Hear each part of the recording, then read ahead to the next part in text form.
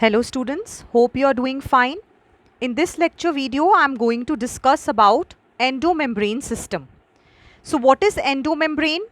It includes all the membranous organelles whose functions are coordinated with each other. So it includes these 4 cell organelles: endoplasmic reticulum, ER, Golgi complex, lysosomes and vacuoles.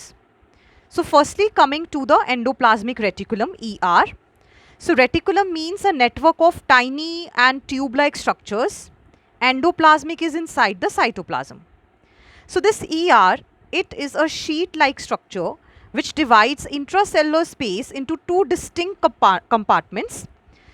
The inside compartment is the luminal compartment, and outside the ER it is the extraluminal compartment, which includes cytoplasm.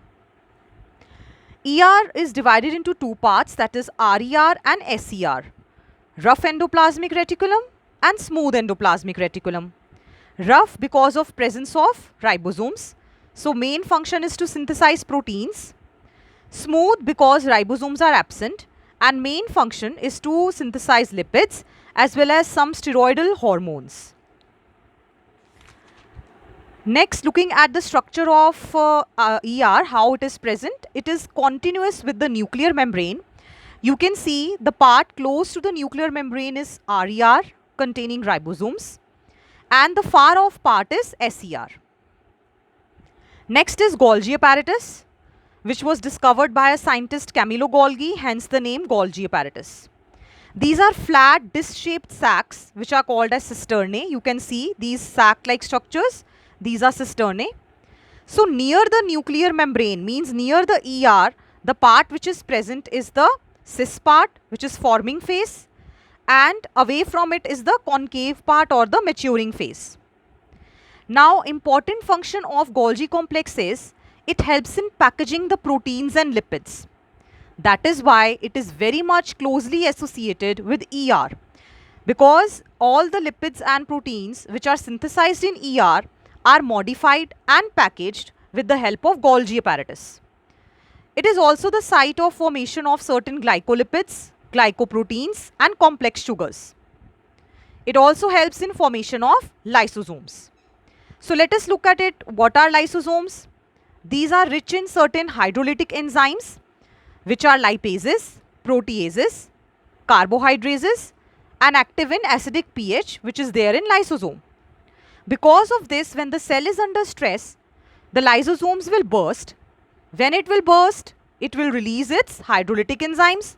So after releasing hydrolytic enzymes, obviously it is going to digest the cell. That is why it is called as suicidal bag of the cell. Next, vacuoles. These are water, sap and excretory product containing cell organelle surrounded by a membrane called as tonoplast.